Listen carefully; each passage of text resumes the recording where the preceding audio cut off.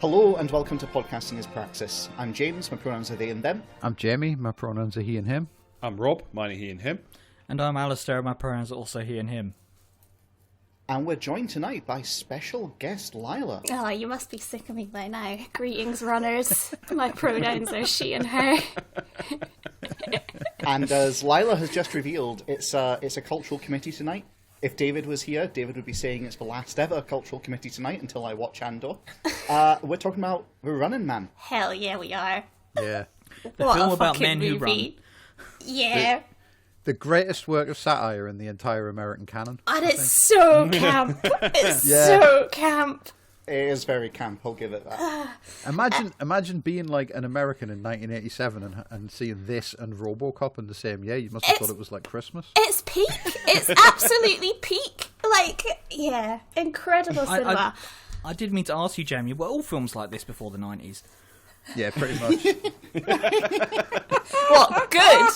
Yeah, this is what the 80s were like all the way through. Most of the people in this film were in every other Schwarzenegger film in the 80s as well. So They really were. They were. Like, it was actually...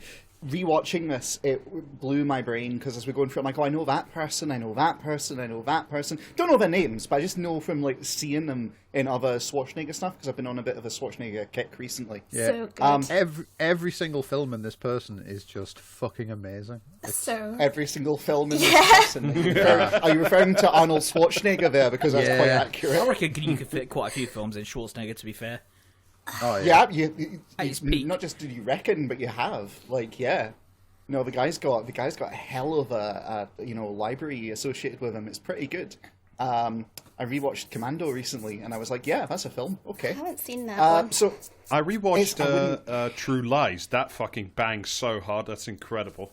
I bet none of them are as good as my personal favourite, Kindergarten Cop. So Kindergarten Cop is a banger. It is a like, banger. It shouldn't be as funny as it is. I love Kindergarten Cop. Well, that's We what should Twins is also Yeah, excellent. Twins also you should absolutely watch Commando. It's amazing. The villain is a guy that looks like Freddie Mercury in a vest, like a wool vest that's painted to look like chainmail. Yeah, It's no lies. It's good. fucking Sounds amazing. very dope. They run out of budget. They run out of budget for the finale, so they just literally filmed the two of them having a fight in the basement of the Fox studio. It's so good, though. Yeah. Like, they were like, all right, we're out of money, so guys, you need to really bring your A game. And they did. Like, it was quite good. But I don't know. I don't know if I'd recommend watching it. It's got nothing particularly brilliant about it, other than just it's a Schwarzenegger film in the 80s. That's all you need. That's all you is, need. Yeah. I mean, True Lies is definitely like the 90s phase, but my particular personal 80s favorite is Red Heat, because like Schwarzenegger playing a Russian cop is playing communist is good. I actually haven't seen that. Sounds dope as well. I've seen that, but I was a kid, so I don't remember. What about It's got Arnold Schwarzenegger one of the Belushis in. driving around Glasgow talking about the Soviet Union? Would that appeal to you at all, Lilah? That would appeal to me deeply. As we are aware, that's all I watch these days.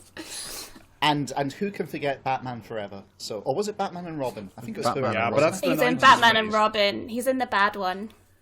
Yeah. Yeah, that's that's Batman and Robin, isn't it? Yeah. Yeah, I genuinely can't remember. Yeah, Ice to Meet you You. know. That's that one. yeah. I mean, I think Twins it stands out to me because they put Schwarzenegger next to someone who can actually act. So Arnold Schwarzenegger can act. How What dare are you? you talking about? Don't- Schwarzenegger could definitely act. He's a very good physical actor in terms of like his Fucking reactions to stuff. millennials. Honestly. Don't lump me in with him. Don't love, I was I'm a born in the millennial wrong too, era. so- I'm more of a you're one of DeVito those, than are I you? am Schwarzenegger. So I'm one of those for the 80s, which is Yeah. yeah. Oh, if only you were born in the 80s and you'd listen to all the rock and you'd be so much happier. Anyway, right, so Running Man is a 1987 American dystopian action film directed by Paul Michael Glasser Yeah. and starring... Which is Starring- that's Oh, go on. Starsky from Starsky and Hutch for anyone who's interested. And it's starring Arnold Schwarzenegger, Maria Conchita Alonso, Richard Dawson, Yaphet Kotto, and Jesse Ventura! It's so good. Yeah. And The lineup is Mick actually Fleetwood is also in it. Yeah, Mick Fleetwood playing like his 80-year-old self. Yeah, This is how I watched this film, which was I watched it in 2 parts because when I first started watching it, I had taken an Ambien. So the first half, so the first half of my notes sort of do descend into madness, and then I woke up the next day and had to read back through them so that I could remember where I was because I fell asleep with it on. The second half of the notes, more coherent, but I'm having a great time throughout. And it is a movie that is just like continuously one good time, though. Like, sorry, but Yeah. There's some things in it I didn't enjoy, but we'll get to that. But just for anyone who's wondering, so it's really great. It's based on the novel of the same name. By Richard Bachman, who, as everyone should know by now, was actually Stephen King writing under I don't think pseudonym. it's a novel. I think it's a short story. But no, it's a novel. no, I'm pretty sure I've read it and it was in a collection. No, definitely. I'm literally looking at the Wikipedia page for it. I mean, well, all right, if Jimmy Wales says it's true, it must be true. Yeah, I'll believe The him book over has a my total of personal experience 101 of books. Sorry, the book has a total of 101 chapters and in a countdown format. I'm looking at the Wikipedia too. Yeah, it is. I had no idea it was a Stephen King book. That's fascinating. No, I read this when I was like 12, I think, or something like that. I don't remember it being any good, which is no surprise because I don't really like Stephen King very much. But yeah, no. So there you go. That's kind of what got the IP like moving. Is they were like, oh, right, it's privately, it's by King. Okay, we can do something with this. And what's really interesting, and this is the last thing I quote from Wikipedia, I promise, is that a lawsuit determined the movie was plagiarized from the French movie. I'm not going to attempt to pronounce that. Rob, tagging you in, please. Oh, it's Le Prix du Danger, I think. Yeah. There you go. There you are. And that's the setup. That's more or less what you need to know about the surrounds of the film. Everything else about it emerges in the actual play out of the film itself and what the film slowly reveals of itself and of its audience, because it does have one cool thing going for it, which is that for a dumb 80s hero action flick, it's very metatextual in its engagement with its own culture and audience, and it works quite well as a result of that. So right, Jamie, you're taking us through this plot, aren't you? Yeah, I guess. Said like someone who's only just realised that this has been lumped on them. This was the plan, wasn't it? It was. Listen, if you want my ambient version of the plot, we can go for that. Actually, fuck yeah, let's go for that. No, I was just going to say, Stephen King apparently hates the film. He hates loads of the stuff that's based on his stuff, though, doesn't he? Yeah, but he sued to get his name taken off the credits.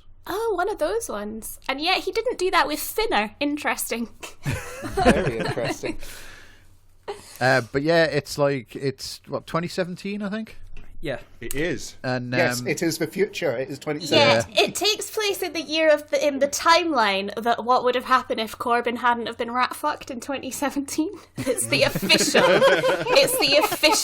Jeremy Corbyn jam Gulag is where the Running Man is set. Yeah, you get a big scrolling text at the start explaining that oh wait, I have it here. I'll read it out. Cool. By 2017, the world economy has collapsed. Food, natural resources, and oil are in short supply. A police state divided into paramilitary zones rules with an iron hand. Yeah. Sounds about right. Yeah, doesn't sound far-fetched at all, does it? No. I mean, it's about 6 years off, so not too bad. Anyway. But yeah, and it's a film that has no time for trivial shit like setting up. You just straight right at the start. Arnie's in a helicopter. He's ordered to kill a bunch of civilians, and then he fights all of his other crew and gets arrested. He does have a nice little FASH uniform on. I will give him it's got some good costume design. Because trust the Dutchman in Switzerland to notice the fashion uniforms. Yeah, okay. I just look, it's style choices, and those are important. This film has such a multitude of amazing deliveries of the line "See you in hell," but the first one in the helicopter is the best one. It is. That's the one that the soundboard's all sample. I can see why. Yeah. So they put him in the world's shittiest prison, which is just a fucking a metal works with a. I love that. I love that, like, the Doom guy refuses to fire on unarmed civilians and they send him to Mars. Arnold refuses to fire on unarmed civilians and they put him in, like, what, just carry around girder land? Yeah, the Gulag. It looks like they locked him up in, like, 1980s Scotland. It's so good because, like, you just know someone somewhere got, like, you know what I mean? Like, their universe's version of Elon Musk got paid a fortune to develop that stupid fucking, like, fence around the prison that makes your head explode if you run through it. Yeah, they're all wearing these collars that'll detonate if they go through this sonic fence on the edge. And I've just realised it is like you're right, Rob. They are confining them to the set of an Iron Brew advert from the 80s. But they fantastic. They put the computer that turns off the thing inside the prison, and there's like 5 guards. Yeah. Well, there's two. The worst part is there's multiple like portable consoles which can activate and deactivate the fence, and they've got one inside and one outside, which leads to like a dueling banjo scenario where like the unit keeps trying to switch off the fence, and the guy outside keeps turning it back on, and the back and forth. While this guy's in plain sight, eventually the prisoners eventually have an idea of why don't we just shoot that guy to stop him turning the fence back on. No, just is really the prison is amazing because the guards have also allowed an inmate to be the most heavily Che Guevara coded person of all time. He's just fully with like his beret, his like full communist guerrilla gear, standing next to aged up Mick Fleetwood. Well, what I love is that prison must have the fucking most, like they do this big thing where they fake a fight and then like everyone just starts murdering the guards and stealing the computers and guns and stuff. But when they're bringing in those extra prisoners, the guy like turns off the sonic fence and you hear the like robot voice saying the sonic fence is deactivated.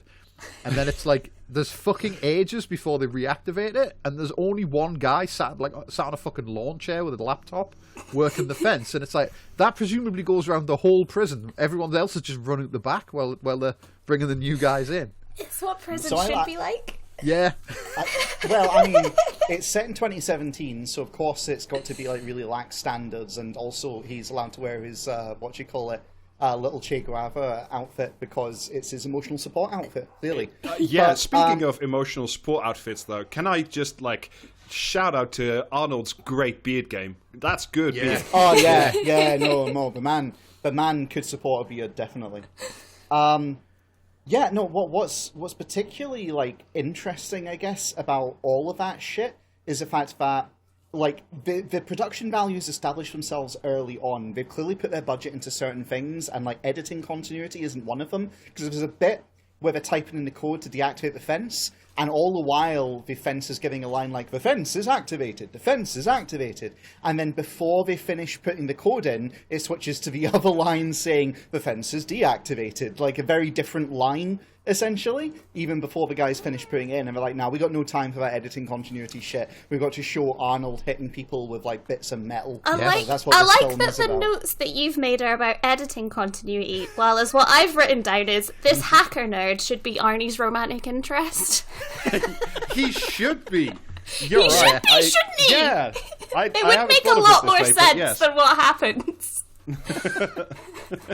I do enjoy the recurring theme of Arnie just hitting people over the head with big sticks, and then that strategy coming to a horrendous end at one point later in the film. No, it's just a great scene. I just like that he's like got good beard game, and B, it's just like, behold my beard, behold me like having the big girder, and it's just like, what does Arnie do in prison? Carry big girder. It's just great. He carries the big girder in and then just like casually tosses it on the floor. What I think is they've got going on is they've got Arnie as like lumberjack coded for a lot of this, which then comes up against his nemesis Chainsaw Man later. Yeah, so they escape. They go and meet the resistance, which is led by Mick Fleetwood and Dweezil Zappa, I want to say. It's one of Frank Zappa's kids, isn't it? Sounds about right, yeah. And they get the Is Dweezil Zappa the same as the Che Guevara imitator, or have I confused myself? No, I think it's the same guy. He looks like Frank Zappa anyway, so. Yeah, they get the like explodey collars like cut off, and Arnie berates them all for like not being like fucking revolutionary enough. Yeah. While he's tells them it's while he's on his his second or third cigar. Yeah. Yeah, it's so good. It's Oh so man, good. yeah. But yeah, he tells them now's the time for action, and they're all talk. So he's just going to flee the country. And so he I like that as escapes well. into He's the just city. like, I'm not actually interested in overthrowing whatever fascist regime they've got going on. He's just like, no, I just want to go. I just want to Yeah. go hang out somewhere. And they're all like, hey, you're the policeman who murdered a bunch of people. And he's like, well, no, I didn't, but yeah. And they're like, oh, well, okay, I guess that's fine. Yeah, the Butcher of Barbican, that's what they were calling him. All this happens, and then God, right now I'm just picturing this movie, but it's Henry Cavill as like the lead instead of Arnold. Totally different vibe. Wouldn't carry. Yeah, the same Arnie's way. actually Witcher coded.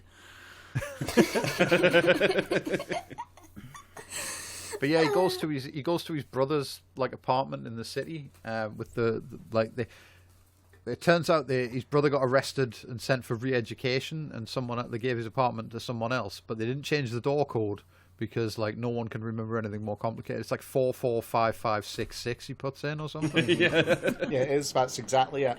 And then.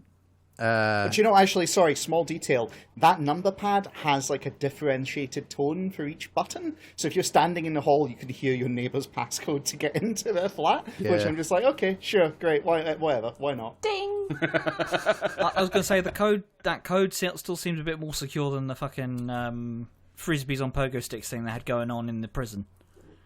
Yeah. That was clearly just there so you could see one guy's head blow up. Though.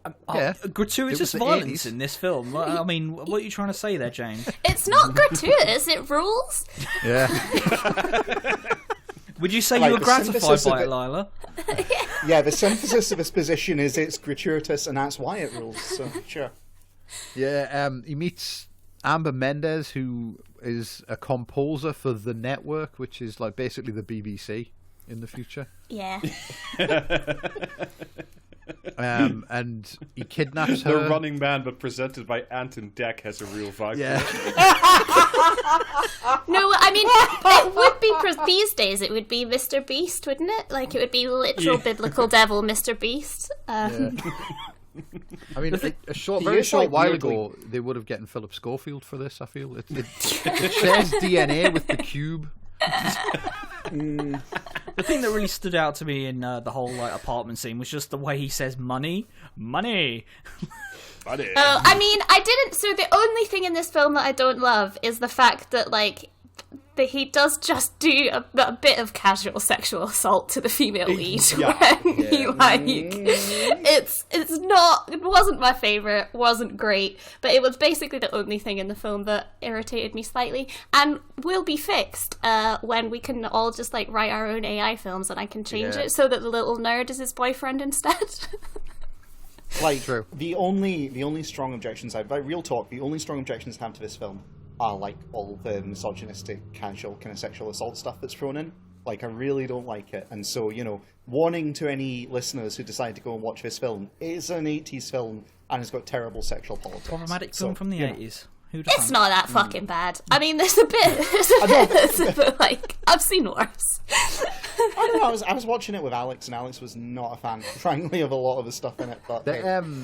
The thing that What stood out for I me was just is- kind of weirded out by, but maybe I'm just, you know, not female enough coded to like do that in general. But I watched it with my fiance, and she was like, "That's fucking weird. Who would do that?" It's like she's doing like her crunches and like her exercises in like a black negligee, and we were like, "That's a weird outfit to wear whilst like exercising." I don't exercise, so I can't comment on this.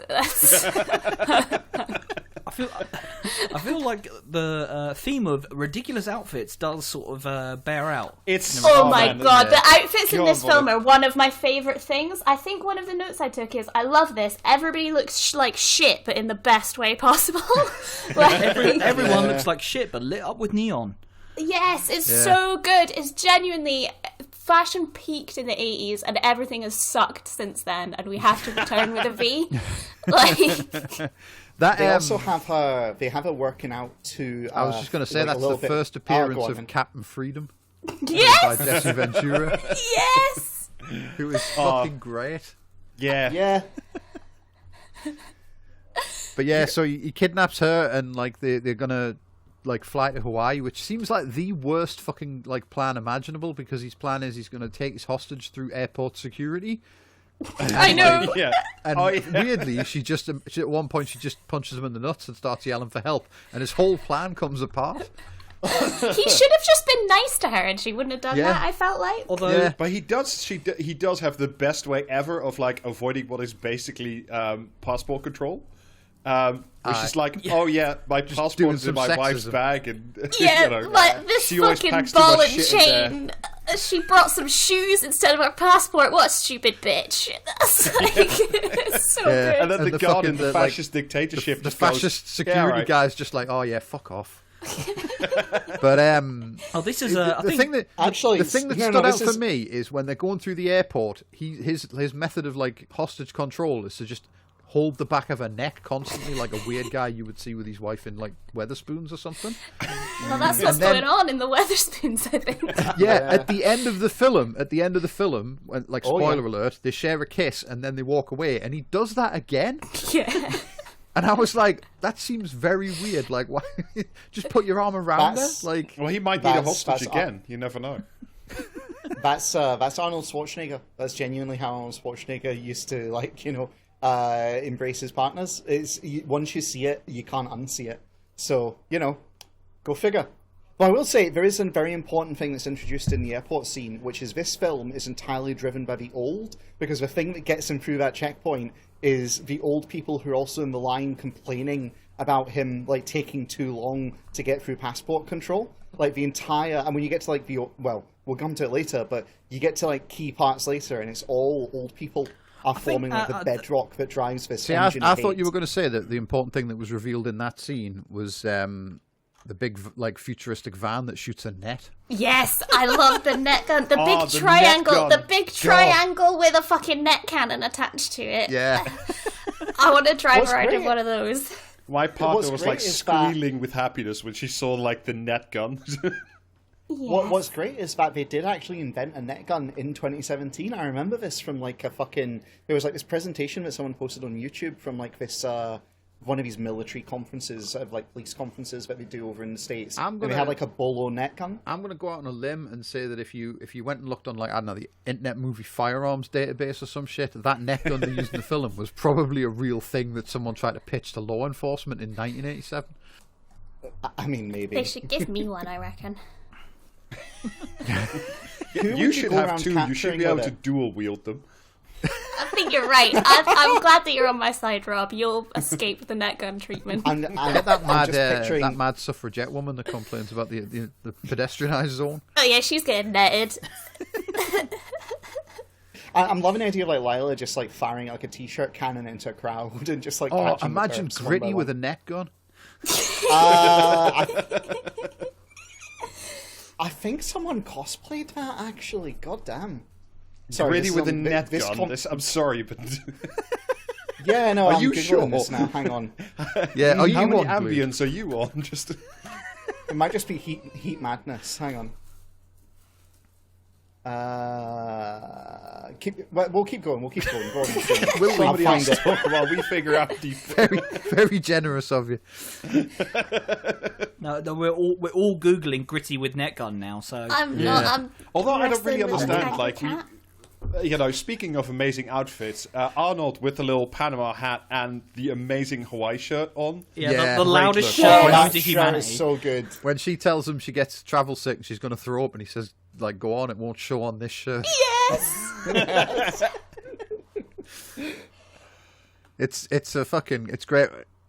Throughout the film as well, we get treated to a lot of like scenes in the sort of backroom production of the Running Man TV show, which are all great. Oh, great. There's so many great lines like, get me the president's agent. Yeah. It's great, though, because it's all done in the master control room. Wait until you get your court-appointed fucking choreographer or whatever. Your legal agent. Court-appointed theatrical agent. That's the one. Who also just talks in gibberish legalese as well. I loved the gibberish legalese. It was so fucking good. Like, every part of it. They said, but when like he says, we can do all like recordings. serious political analysis point here, and it's like, oh yeah, it's, you know, entertainment's more important than politics, and have you noticed that more politicians are all like celebrities these days? But, you know, go to another fucking podcast with that. This is a good movie. Well, also, I don't even think that that's the point of the film, right? Like, the point of the film is that, like, it's cool to do fucked up, entertaining violence as long as you do it to fascists. Like, and we should definitely record fascists being shot through death chutes. Like, that's the moral. And I personally sign off on it 100%. And the great thing about that sentence is I don't think it's actionable. No, it's not. Yeah, the bit with the attorney is like with the agent as well, when he's like telling them, you know, he's waiving his rights to all future recordings on methods known and unknown. It's like they even imagined that someone might invent the MP3 someday. Amazing. And when when he stabs him with the pen as well is great. Yeah. That line about all future methods both known and unknown, I'm pretty sure that's taken from a Hollywood contract at the time, which is what makes it even better. But yeah, so anyway, they blackmail him into appearing on The Running Man, which is a little bit weird because like no one else seems to get like a say in whether they appear or not. Well, they but give I guess him a load of sci-fi torture drugs, for right? the ratings. Yeah. Basically, Also, they just dragged out Philip Schofield to be like on I'm a Celebrity, Get Me Out of Here, just to jack the ratings. It's that. Yeah, they say that basically anyone who's military, like, this is actually kind of a cool little point because he's police. Yeah. But later they say, well, you know how it is. Anyone who's military, we're not allowed to put on Running Man. You know, we can't compel them. And so because he's police, aka military, they have to get him to basically sign a disclosure. And the way they do it is by threatening they'll make his two mates who aren't military do it in his place. One of whom, as we've established, is his boyfriend. But right, and if that was his canonical love interest, it would it would have that sting slightly better. Yeah, but then he goes on The Running Man, and then it turns out like it turns out Killian, who is a fucking phenomenal creation, I think. Oh god, yeah. He is just so good. The film just would not work if you didn't have anyone like anywhere near as fucking charismatically a shithead as he is. So good. But he double crosses him and sends his two mates like down the fucking those little tube sled things are amazing because when he's going down, you hear the people in the control room say something about the vacuum sled because it's meant to be like it's meant to evoke a vacuum tubes type system, but there's clearly not an airtight seal because the fucking thing's like It's a just a wireframe. frame, yeah. Yeah, it looks like a playground toy, Yeah, but fast. yeah. It looks like playground a toy. like I would do that as a playground ride. Like if it was like a theme park or something. Well, I would do it to be on The Running Man. Yeah, Elon Musk would do that as a mass transit system. No, he wouldn't. It's too fast. Yeah. Yeah, it doesn't kill enough people. Musk, what happens if there's a traffic jam in the Running Man tube? They just pour butter down it. Send more Running Men. But yeah, so they get down there, and like the way the format of the game show itself is incredible. They just picked like some pensioner out of the audience to come and like pick a stalker that has to chase them, and then as the stalker like every time the stalker makes the crowd cheer, you get a free board game. Seems to be the rules. Yes, rules. It's amazing. We should mention as well. Killian picks out his number one fan in the audience, which is this like sweet old lady who turns up later on and is just fucking incredible. Yeah. Oh, we should. Did we, by the way, say like Killian is like the game show host / creator of The Running Man? And like we haven't explained any of this. The Running Man is basically like the future fascist. I mean, society I'm a terrible podcast host. I just automatically assume everyone knows what the fucking Running Man is. No. So. It'd be like inviting me on and having me explain what the Bible is to someone. Do you know what I mean? It's just I assume everyone's aware of this like very important historical document. And if you're not, you should go and watch it immediately because it's dope. Yeah. So the Running Man in the book is very British. Like in Stephen King's like headcanon, The Running Man is a very British TV show because it's not like this big spectacle or anything. There are in fact like I think multiple British TV shows that are basically this. by now. I was gonna say there's that one about hunting people, isn't there? And it's like yeah, they always that's get basically that's basically what it is. Like in the book, the guy his wife's sick and he can't afford to pay for the medicine. I think so. He signs up to do the Running Man, and the theme is he's got to just evade capture for as long as possible. But then his family get killed by a mob because like the papers put about that he's like a fucking, because they can't catch him, he's too good at it. So the papers put out that he's like secretly a terrorist and a fucking insurgent and all this shit. And so his family get killed by a mob and he gets hunted by like all these people. But it's not like they don't send like, you know what I mean, people with weird wrestling gimmicks to try and kill him with sharpened hockey sticks or anything like that. It's a much more boring like fucking story in the book. Stephen King should be thankful that someone like turned his book into something this fantastic. Yeah, was Stephen King writing this one not on coke? Was that the problem? Yeah, it's from the This 70s, is one of his so possibly, sober novels. Yeah, or he had Yeah. like the really crap 70s coke, like that was like he was just basically like rubbing baby powder into his gums and being like, oh yeah, this is Strangely, though- this isn't a member of a pod expected to come with like historical facts about the quality of cocaine over time. But yeah, there you go. The book version does end with 9/11 though. Wait, what? The Question guy, mark? the guy like Are you confusing this with the Notebook? No, he for whatever reason he's like he survived so long on the run that he ends up like demanding, like he threatens, he says he's got a bomb and you have to bring him a plane, and he gets on the plane and they go like, oh, we know you don't have a bomb because there's like explosive detecting dogs in the door of the plane or something that would have gone off. But he like kills everyone because he finds out then that his like wife and kid are dead. So then he kills everyone on the plane while it's in midair and flies it into the skyscraper where the TV studio is. Dope. Yeah. Stephen King, confirmed member of Al Qaeda there. Yeah. But This apparently book as is well, dedicated to the brave Mujahideen fighters. Yeah. apparently something I noticed on the Wikipedia is that they're apparently making a new film based on the novel. Oh no, it'll be so boring. Is it going to have Tom Cruise in it? Edgar Wright's directing it, and it's like, I mean, It's going to be bad. probably you could do a very like good low key British version of this. Do you know what I mean? Just have some random working schlub being pursued by Danny Dyer or something like that. Yeah, through the Midlands. I guess the thing about Edgar Wright is that all of his films are style and no substance, right? So it could be Yeah. fun, but sometimes I feel like he doesn't realise that he's style and no substance. And doesn't lean into it hard enough. It's kind of crucial that he doesn't know. I think if he did, it would lose some of the magic. Like, him trying very earnestly to put substance in there is part of what gives it the style that it's got. I don't know. But Simon it's Pegg not gonna- is I the Running strongly Man. dislike Edgar Wright, I'm afraid. So. I think we can all agree, like, Edgar Wright is not going to fucking beat Starsky from Starsky and Hutch in Exactly. this specific competition. Exactly. Probably They not. should let me Anyway, direct to get it. back to the fucking movie, so the Running Man is like is the fast game Check out show. Mr. in a Rush here. Yeah, I don't know why.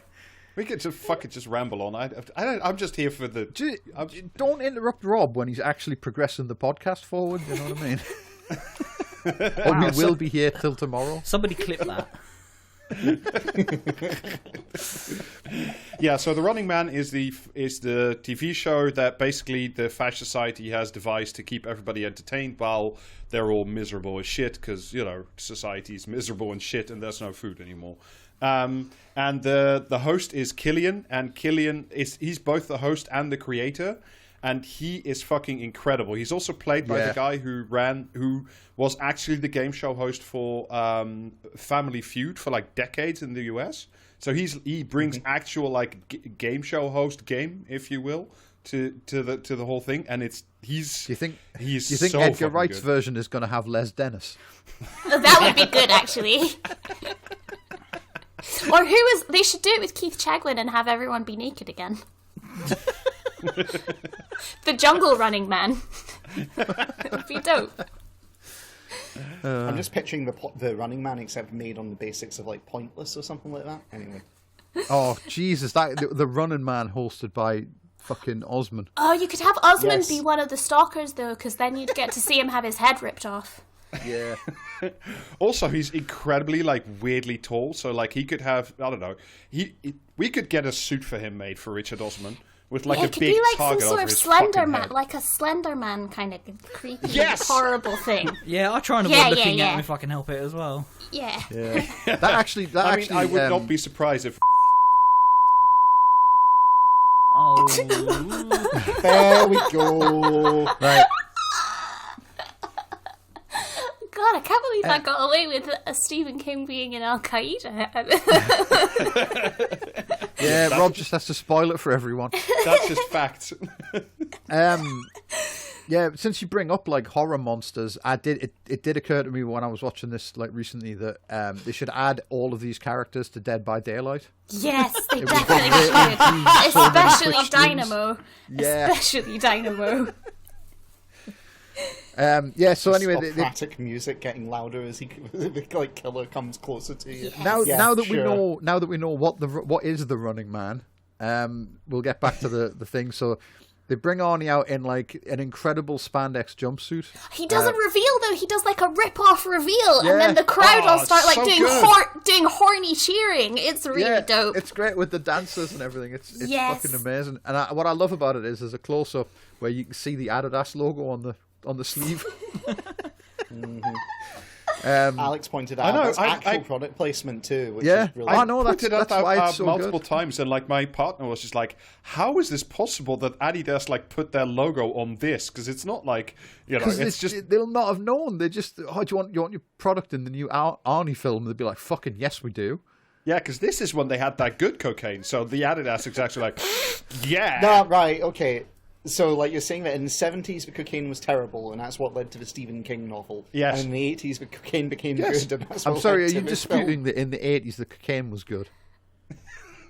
I mean, I got no reference, and besides, even if I tried it, I wouldn't be able to tell you. What do you mean you've Right, got no, Alistair? what do you mean you've got no reference? The 80s. Yeah.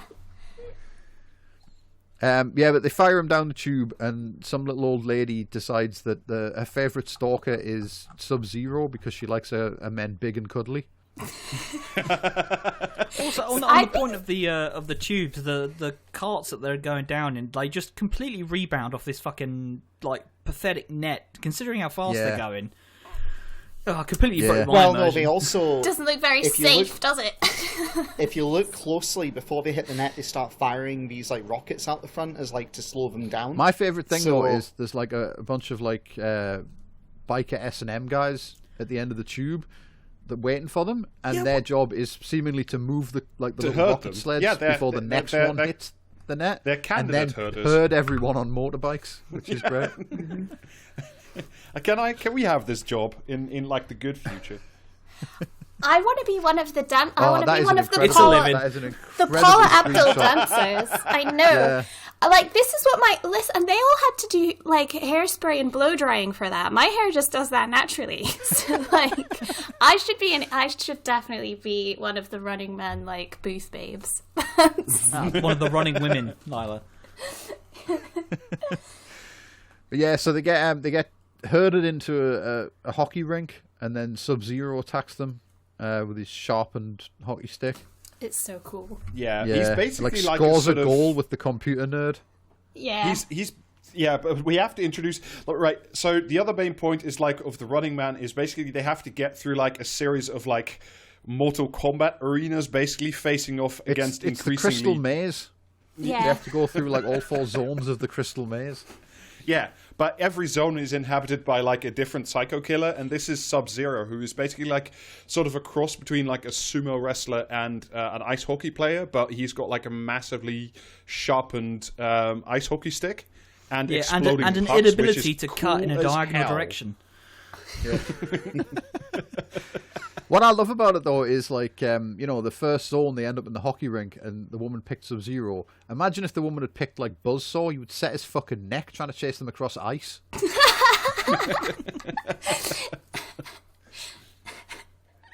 Maybe he's got little chainsaw skates. You don't know.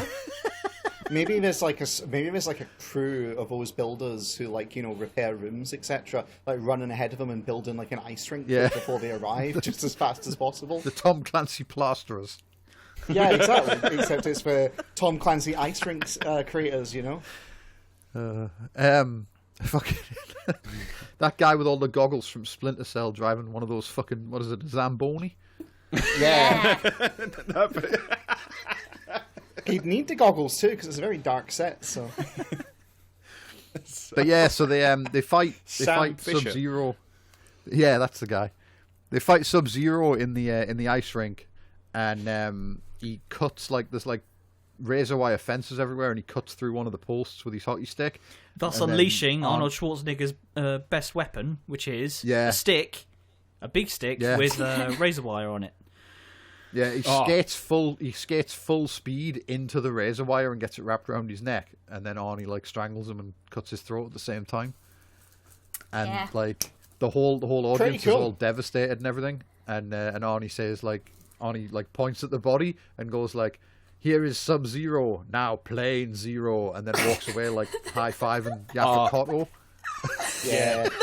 Every single last one-liner that Arnie has in this movie just bangs. It just fucking bangs. So good. They're all so funny. Yeah. It's peak Arnie, quite frankly. It's not peak Arnie, but it's definitely up there. Classic Arnie. What's peak Arnie then? Honest to God, it's probably his lines in Commando. I'm sorry. Commando isn't as good a film, but it's probably his lines in it. Commando is great, but yeah. Anyway, so they kill Sub-Zero, and but even though he's dead, the woman still won a copy of the home board game because he scored a goal with the nerd, and so then they escape to the next zone, and there's all sorts of carry on behind the scenes. There's a great bit where Killian's talking to the Department of Justice, I think. Yeah. And he's explaining to them, he's yeah, I know a stalker died, but it had to happen eventually. It is a contact sport. Yeah.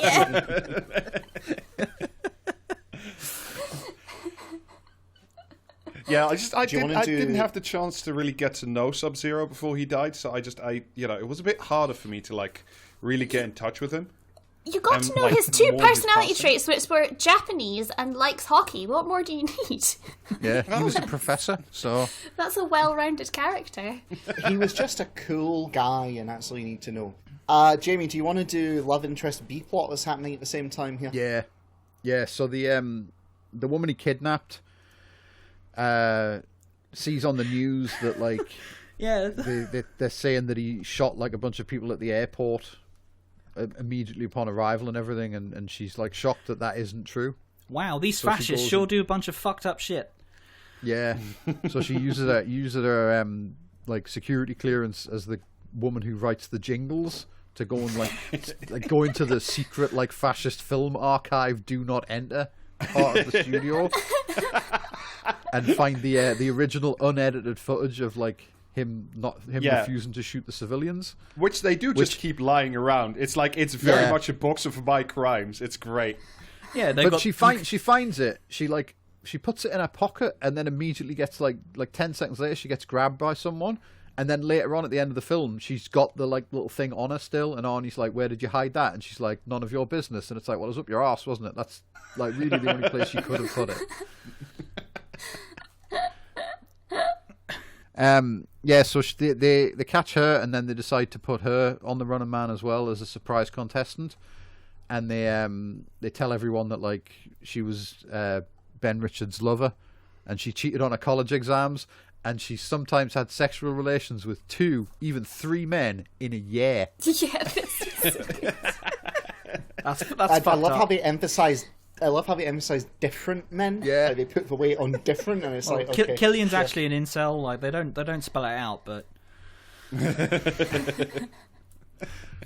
oh, it's so good.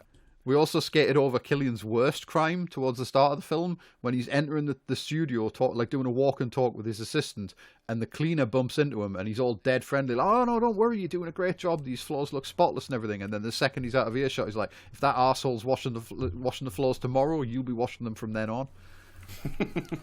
Doesn't respect his workers. Nah. The question is, if they get rid of that guy, who's going to do the cleaning? Because I don't see anyone else with a mop. My favorite member of the like backroom production staff is the guy who's also the producer on Wayne's World. Oh yes, yeah. But yeah, He also plays a demon treats... in Supernatural for a while. For those. Yeah, I mean, doesn't everybody? Supernatural's like America's version of The Bill. Everyone was in it. Yeah. It's been on for longer than The Bill, I think. Quite possibly, yeah. But yeah, he treats all of the staff like shit, and it's his ultimate downfall because he berates Sven for like, you know, what do steroids make you deaf? And then at the end of the film, like when he wants Sven to protect him from Arnie, Sven just says like, I've got to score some steroids, and leaves. And it's like, if you'd only been nicer to your workers, you wouldn't have like been, you know, fired out of a fucking cannon. If you'd only respected steroid users, that's the message that Arnie wants to get across. Yeah, I mean, you should absolutely respect that specific steroid user as well. He was in tons of fucking films. Yeah. I think it's hard to find an Arnie film he isn't in. Also, he was in Hunt for Red October, so... He, I believe he's mates with Arnie. Oh, well, he was. I don't know if he... Like, I don't know their history, but, like, I believe he was mates with Arnie. Well, get on Facebook and find out. We'll wait. Yeah, all right, sure. I'll get right on that. Anyway. But, yeah, no, he was in a lot of the same films for that reason. Like, he was part of Arnie's crew, from what I understood. He's one of fucking James Earl Jones's henchmen in Conan. Mm-hmm. But, yeah, like I say, my favorite role of his is one of the fucking Red October's crew in Hunt for Red October. There's a great shot of him singing the fucking Soviet anthem. That's another great movie. I watched that again the other day. It's so good. Yeah, it is. It is very good. The shot where they transition languages is still an all-time, like, one of the best shots in cinema, frankly. But anyway, right, so continuing on, podcasting is cinema minutia. Yeah, so Amber meets up with the other three of them in the middle of the zone, and some fucking dweeb who can't, like, he's asked which stalker should we send after them next, and can't reach a decision, so they just send both of his choices, which is Dynamo, who is like a wrestler in a tiny car. It's just, the car is fucking amazing. Like, the car is incredible. I love the guy little who car. plays Dynamo, like, was a Dutch wrestler, right? He's one of I think Rob's so, people. Yeah.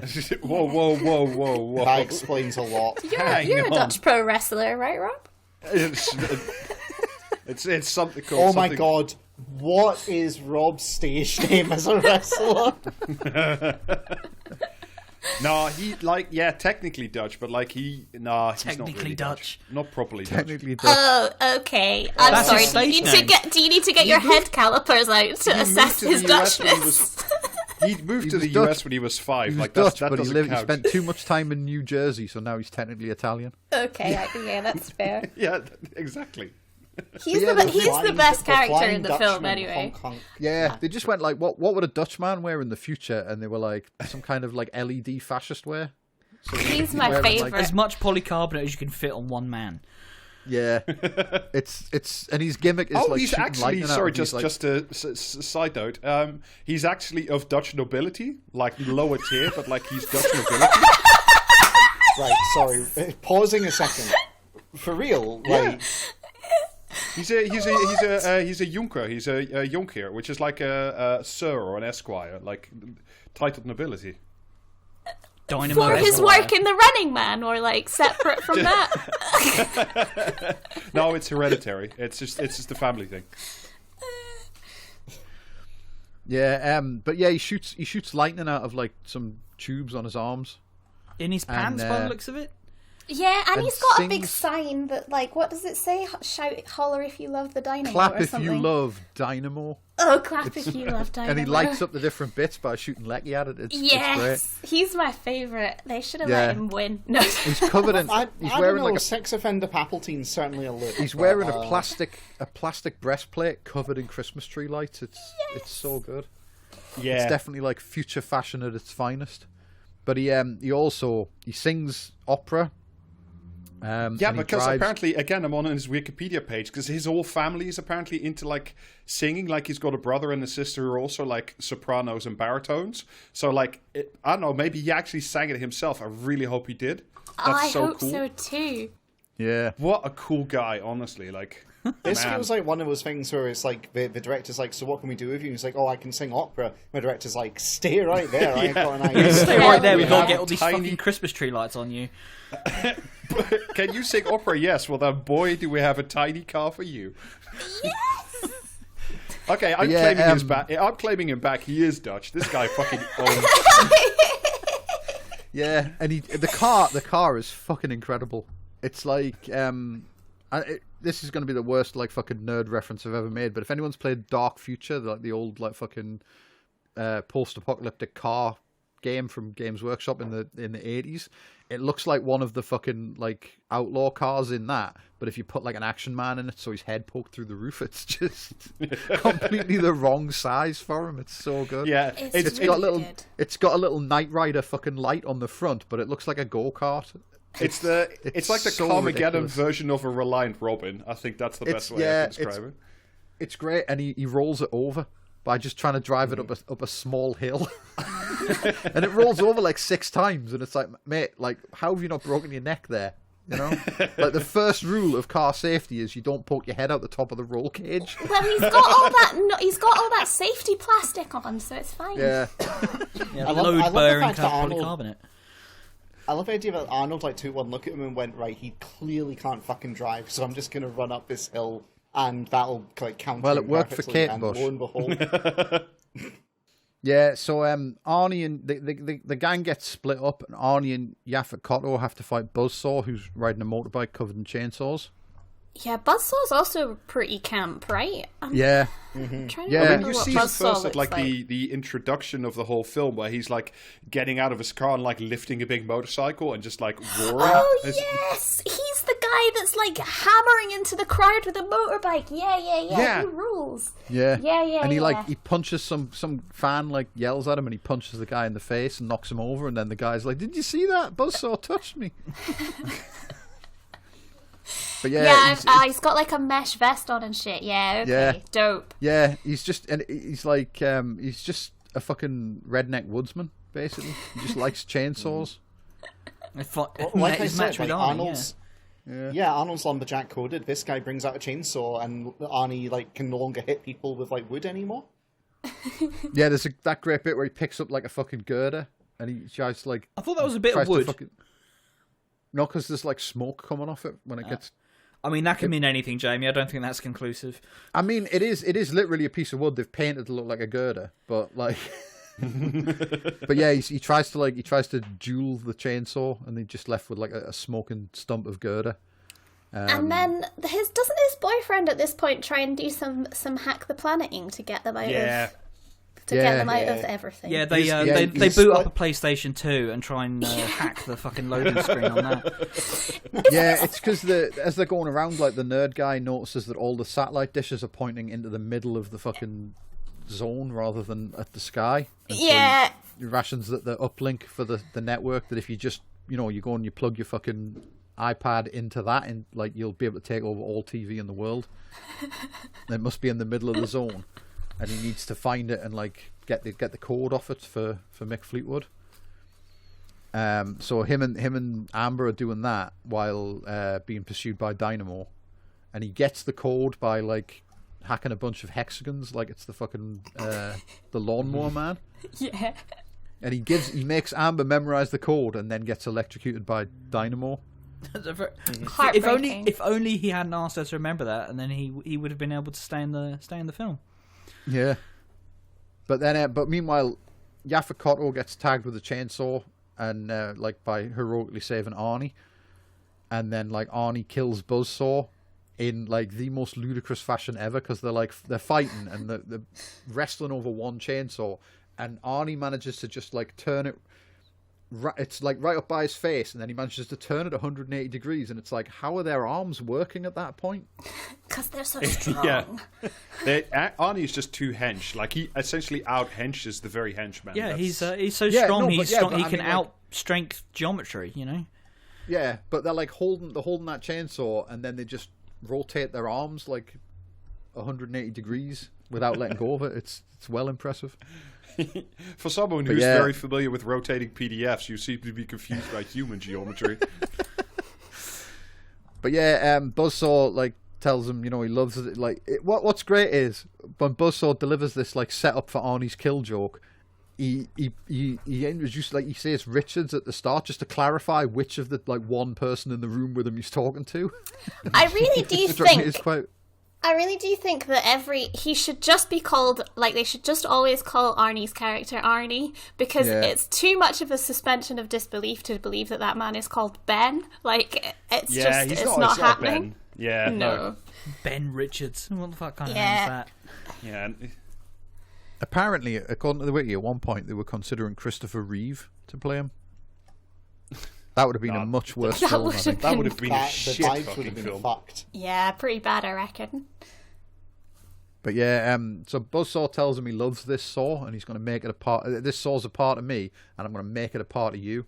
And then Arnie stabs him in the nuts with it and says it's okay, you can keep it. And then later, when Amber asks what happened to Buzzsaw, Arnie says he had to split. Yeah, oh god, it's so good. Hardest working man in comedy, honestly. Amazing. There's also the best line in the entire film is when she's going, maybe we should have stayed on a flight to Hawaii. Arnie just turns around and says, well, I had to shirt for it, but you fucked it up. Which is actually the line. best fucking line is when Fireball comes down on his jetpack and she goes, Jesus Christ, and Arnie just goes, guess again. Yes, that is. Well, I do, and obviously, it is the 80s, so they have to, it's practical effects, but, the pathetic little fireworks they stick in the little tubes. Oh, man, yeah, that's not going to support a man of that weight and all that fuel. No way. Yeah, but, so they kill Buzzsaw. Yaphet Kotto and the nerd guy get killed, but heroically. Because Arnie has a moment where he says, he saved my life and it should be me that's dead there. And I think that's when he decides he's got to help, he's morally obligated to overthrow the fucking fascists. Dynamo rolls his car. There's a great bit. Dynamo rolls his car and he's lying in the wreckage with his fucking weird electric armor malfunctioning, yelling, cut to commercial, I've got no power. And Arnie comes up to him with a scaffolding pole. But then doesn't kill him. Weapon of choice, yeah. Yeah, even though the whole audience is going kill, kill. He says I will not kill a helpless human, even sadistic scum like yourself, and all the audience are booing because he hasn't killed anyone. It's such a great moment. It's so good. There's a guy in a bow tie as well who does some really top tier comedy booing where it's where he's literally just going boo, boo, instead of actually shouting. It's not the size of the boo; it's the quantity. There's nothing funnier than booing, I'm afraid. It's it's always the funniest thing that can happen. Yeah, it's so good. And so then they decide they're sending in Fireball, but they're all and Dynamo's back in the game once they're gonna once they recharge his Wi-Fi or whatever, and they get the old lady who's Killian's biggest fan up to ask her who she thinks is going to get the next kill, and she's deliberating about it, and she said, "Oh, it's a difficult choice, but I'm going to have to say Ben Richards." And the audience were that's "No, not you can't supposed to do fucking that." happen. Yeah, they always the audience. Killian the says, audience are no, his name's Arnie. Killian says, "You can't he's a running man. You've got to pick a stalker." And she's like, "I can pick whoever I want," and I pick Ben Richards. That boy's one mean motherfucker.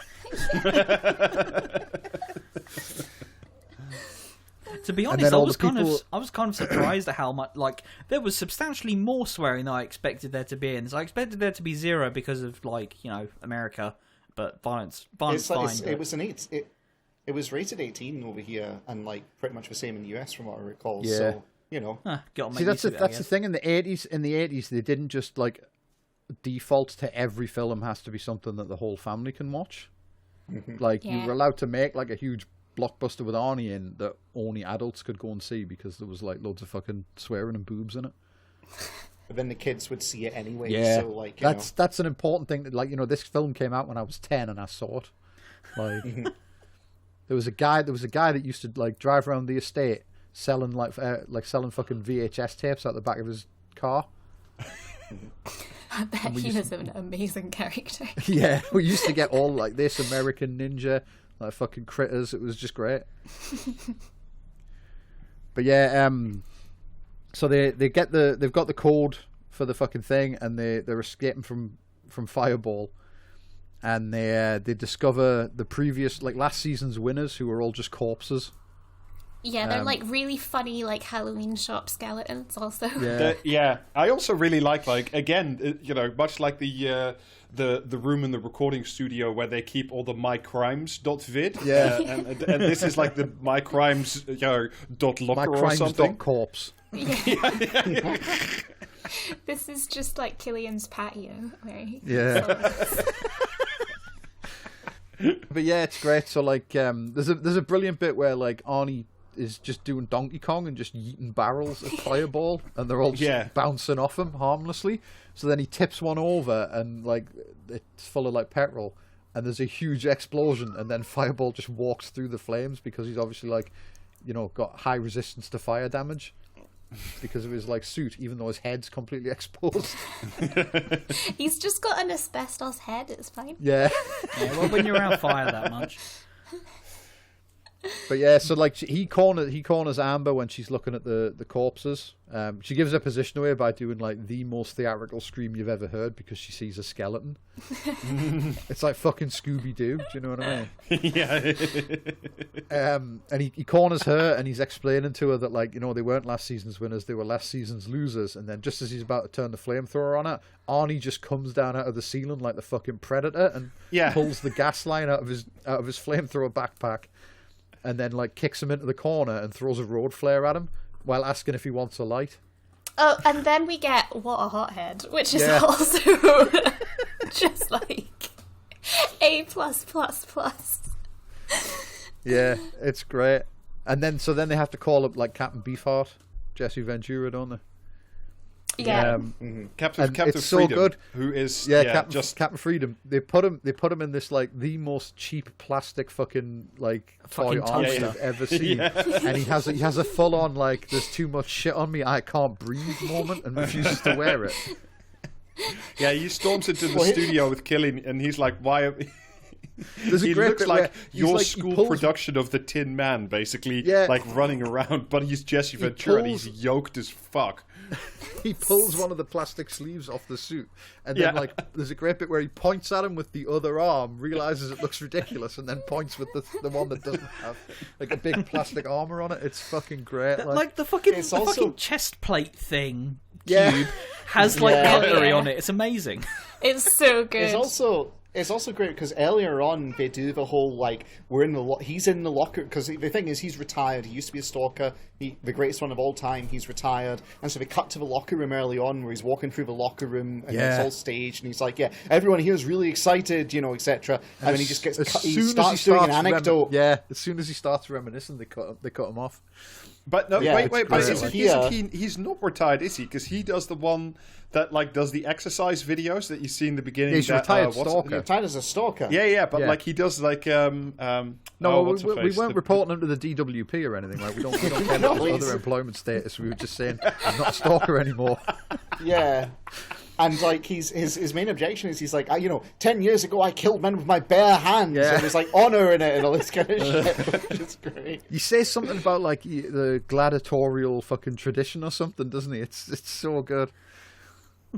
And so they decide instead to like, this is the film's like greatest fucking like achievement, I think. They completely fucking accurately predicted deep fakes. Yes, that's what I put in my notes as well. It's mind blowing, like how it is exactly the fucking technology that people on Reddit use to do sex crimes. Exactly. When they should be using it to do fake wrestling matches. Yeah. Well, not even fake, because they killed the stuntman. Oh yeah, that's true. Which is a great touch, I think. Like, so they have Jesse Ventura kill a stuntman, and then they stick like Arnie's face on him, and then broadcast like that as if it's happening live. And then, like by this point, Arnie and Amber have met up with Mick Fleetwood, and who's apparently like living inside the zone, but like behind the world's worst hidden trap door or something. It's they go into a bit, and then these gates shut, and they're like, "We're trapped." And then Mick Fleetwood bursts out of the most flimsy plywood wall you've ever seen. Yeah. Also, so like, had they actually put him in old man makeup. They had, Yes, right? they must have done. He was only about 40 when this came out. But Yeah. why? Like, it's such a it's not like confusing Lilah, choice. it's even better than this. He's meant to be Mick Fleetwood, but 30 years later. Oh, he's actually meant to be himself. That's why they call him Mick in the film. I'm pretty sure because at one point he talks about how the government censored all his songs. I'm pretty sure he's just meant to be future Mick Fleetwood. Oh, this is the best film ever made. Holy shit! What's great about his old man makeup is it's not consistent between his first appearance and then this later appearance. It's like almost intentionally like not correct. It's great. Yeah, it's but yeah, so they meet up with him and he says like, you know, they've got the uplink code now, and they've got the fucking mycrimes.mp4 on like memory card, so they can overthrow the TV signal. But as soon as they do, the like TV people will just turn it off. So they need like Frank Zappa's kid to go and like take hostages at the TV station, and Arnie volunteers to go with them because he's now like a freedom fighter. And he smokes another cigar at this point as well, right? Yeah. Like to cement his communist cred. Yeah. So they all go and like storm the TV center as they're wrapping up the end of The Running Man, and there's like some gunfire. Amber has a micro Uzi with a scope on it, which is just a fucking incredible combination, I think. You don't want to miss, do you, Jamie? They had to give her a nice ladylike weapon. Yeah. And she kills Dynamo, who's like trying to do a sexual assault In his but pants. She shoots he's still wearing in his like, little the fucking, tidy whities. He is like he's still wearing the glow in the dark plastic armor with the lights on, but then like Y fronts underneath it, which is just a fucking horrifying combination. But she shoots a sprinkler and he gets electrocuted. And she calls him a dickless moron with a battery up his arse, which is a nice touch, like. And then Arnie bursts into the fucking studio, at which point like a bunch of fascist stormtroopers just emerge out of the woodwork and start shooting the audience. Because, you know, just in case the satire wasn't driven home well enough. And they kill all the soldiers. He corners Killian. Sven comes out and Killian thinks he's saved, but then like Sven effectively resigns. Like, you know what I mean? Yeah, Sven's like, I'm team steroid now, see you later. Yeah, Sven goes on strike. He withholds his labour because his boss is a prick. And so Arnie like fucking shoots his boss down a tube. And they Except remove there's the no safety net at the bottom. yeah, the safety net's missing, so he hurtles through a billboard and explodes. It's it just is great. a great way to go. Yeah. What was Arnie's quip for that one? That hit the don't spot, have that or one. that hits the spot, because that's it's the a tagline it's for an the ad. collane. The billboard is a fucking poster of Killian selling Cadre Cola. Yeah, and then he kisses the girl, and like humanity's saved. Yeah, we have full communism now because the TV No, we got don't. broke. This is my favorite bit of the movie, which I genuinely enjoy. Is like, rather than, you know, oh, we've brought down, you know, this television show and everything's great now. It's just everybody just kind of started betting on Arnie instead, and there's no like, you know, there's no change. There's not even like a suggestion of like. You see the guys at the betting place like all just throw all the money and everything in the air and cheer at the end. Because like their guy won, but not because like, you know, fascism's ended or they're not hungry anymore. It's just like, no, I mean Arnie's the guys just like, the two, I'm out of here now. The two guys like running the fucking betting shop, who are basically fucked at that point because they put the odds on Arnie at 100 to 1 for some insane reason. Yeah, when he's killed like 3 stalkers or whatever. Yeah. They knew they were doing agitprop. They were like, Yeah. But they're like cheering as well because, you know, evil is vanquished. Exactly. That's why Evil's the power vanquished and ballad we made plays. a huge loss. It's a happy. Well, it doesn't matter because money is Because abolished. money isn't real, yeah. Yeah, because we've got full communism now. That's This is the in end many of the ways a movie. prequel to Star Trek. It can't be a prequel because they do reference it in the film. Yeah, That's there's true, this actually, Mr. Spock reference, isn't there? Yeah. Who the Mick fuck's Fleetwood. that? Yeah, Mick Fleetwood calls one of his fucking nerds Mr. Spock. He's like, you have the con, and the kid's just like, the fuck are you talking about, old man? In a lot of ways, it's just like this podcast. I guess means in their universe they didn't get Next Generation or Deep Space Nine, but also didn't get Discovery and Picard, so it's impossible to say if it's good or bad. Well, that's the universe that I live in, so you can just choose not to watch the shit ones. It's great. Not if you're David. But yeah, and so that's the end of the film. And like, what did we learn apart from the fact that it's fucking awesome? Yeah, that we learned that we need to return to the 80s. And this is the future that Jeremy Corbyn wanted. So yeah, exactly. I've learned that what a I would that if we ever do get around to doing a live show, that I will insist we will all wear branded tracksuits like the Running Man. Oh, I thought you were going to say you'd wear the Dynamo costume. That'd be good. No. Look, that's. Can you sing opera, Rob? I'm not a family member. It's traditional. You can't just like say, take away somebody's ancestral costume. Are you saying that opera singing is a heritable trait? He's Dutch. Don't question their methods. Yeah, quite literally, my culture is not your costume. Yeah, What a banger of a film. It's great. Like it is tremendous. And it, like I say, it came out the same year as RoboCop. Like, What else? I think it's not a stretch to say this film and RoboCop are like foundational to my fucking like politics. It's the same year as The Lost Boys as well. What an absolute banger of a year for cinema. Well, Lost Boys was an excellent fucking film. I mean, it's not. It's a really, really bad film, but Kiefer Sutherland is the most beautiful creature that he's ever been in that film. No, I'm sorry. It is peak bad. It's peak good bad film in my book. Like, I love that I haven't film seen The Lost unabashedly. Boys since I was in school. And I mean, we loved it when we were in school, but there was like swearing and violence in it, so we... Yeah. I mean, I cannot fucking put into words how popular The Running Man was when we were like 11 years old. It was just the greatest work of art we'd ever seen. I think because that's also it's like how old I 90% must have of been when I watched it. Because it's also like, especially from the introduction onwards, it's basically a video game. And Yeah. I mean that in like a good way. Yeah. It's great. They don't make them like that anymore, basically. Like, anything now that they try to make like that has this real, like, insincere parody feel to it, and it's like, you just want something to be like a dirty 80s action movie, and they just don't exist now. Yeah. I think there's a real problem, which is that in the modern day, satire falls into two camps. One of which is like insincere kitsch, which sucks because it's insincere.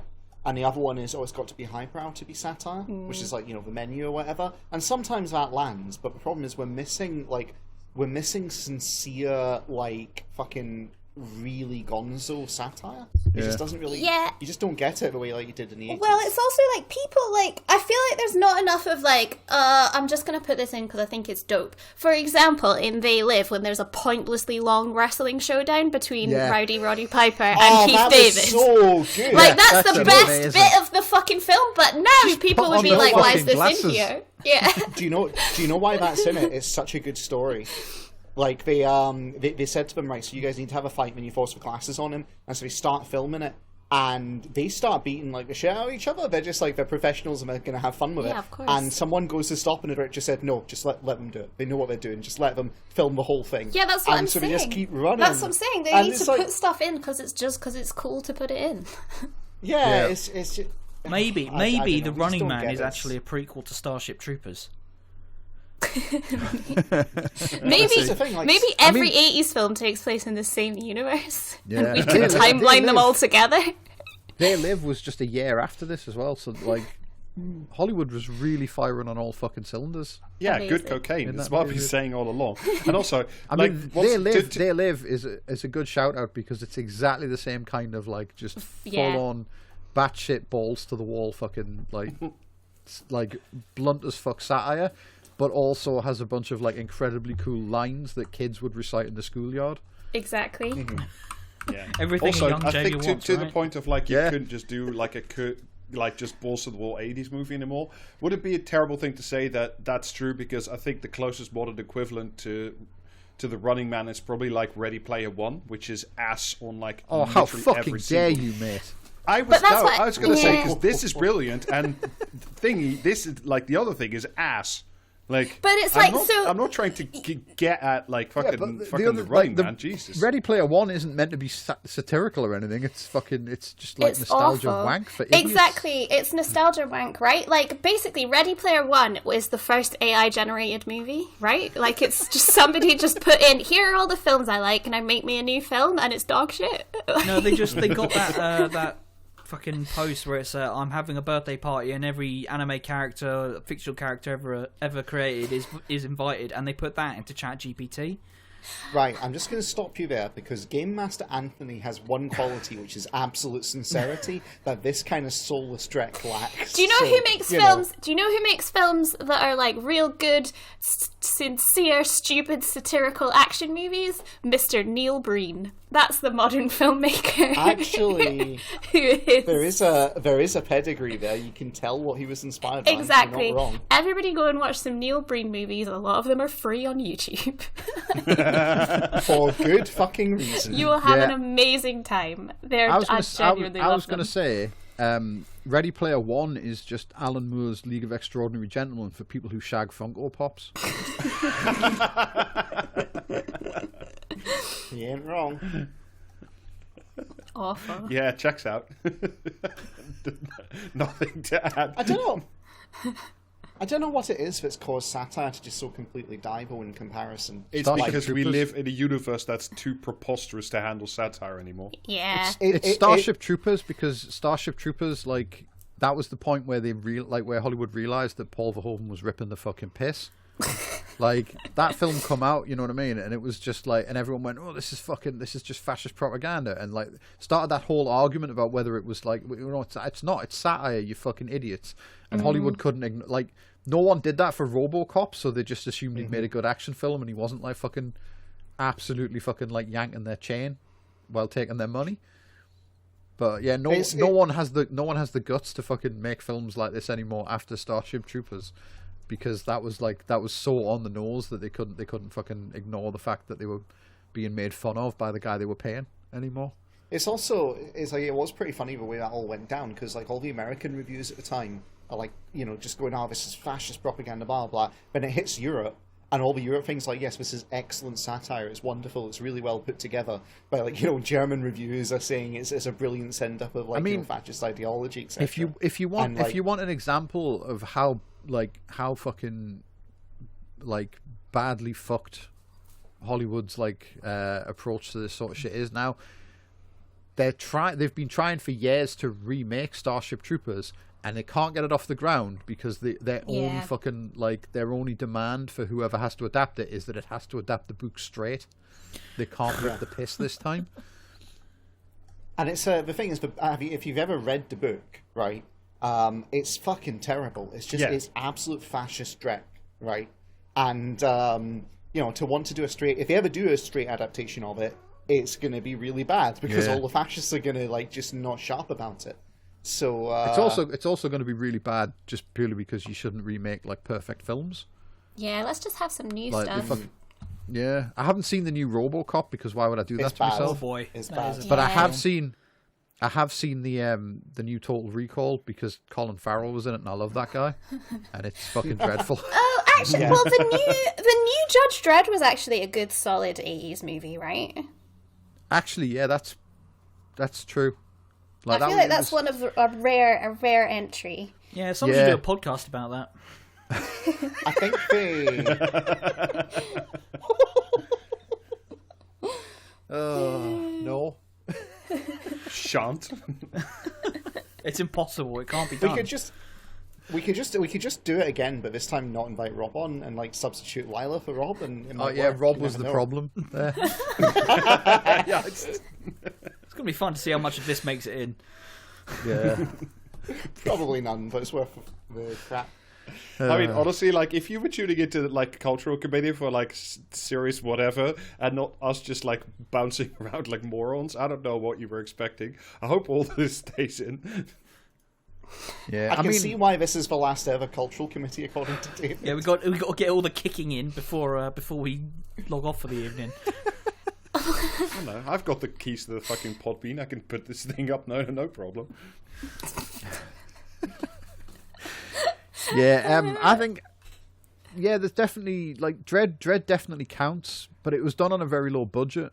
Yeah. Like it's a very like indie production. I think that's the vibe, isn't it? Because things, I like it when things look a bit shit. Like, Yeah.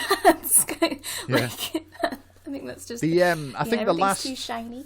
The last big Hollywood attempt at some sort of like future dystopia satire thing was possibly In Time. Oh my god! Well, no, that was a movie. We're just gonna have to wait for Dread 2.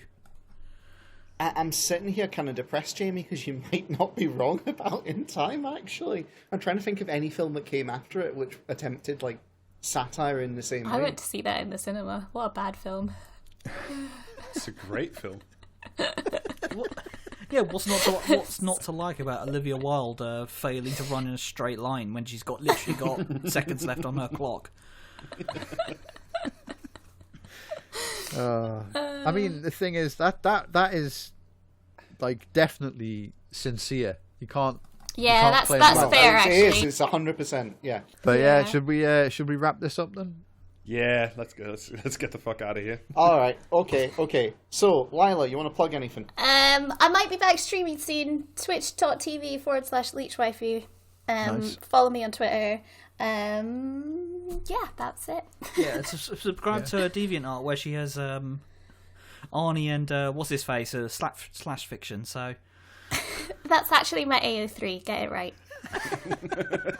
I don't know all the websites. I know. Sweet summer child Alistair.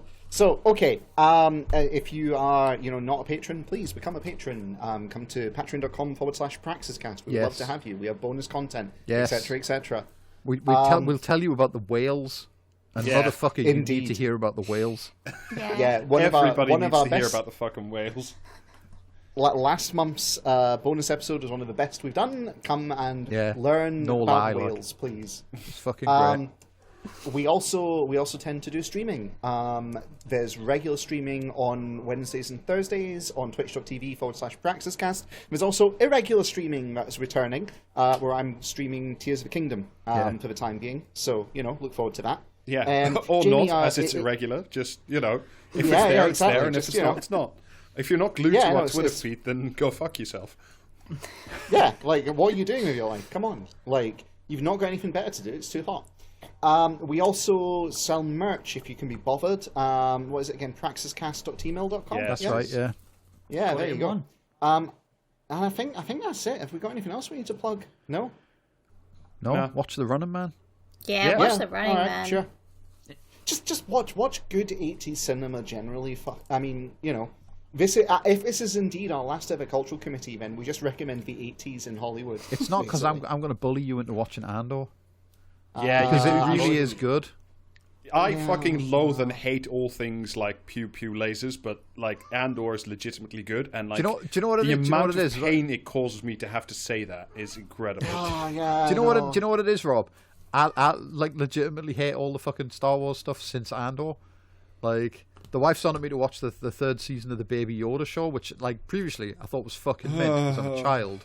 But I've seen Andor now, and I'm like, it's not going to be as good. I don't want to. It's I don't all wanna like watch it. ashes in your mouth. Yeah. Like, my problem is, my honest thing is, like, I'm prepared to take Rob and David and others at their word that Andor is actually good.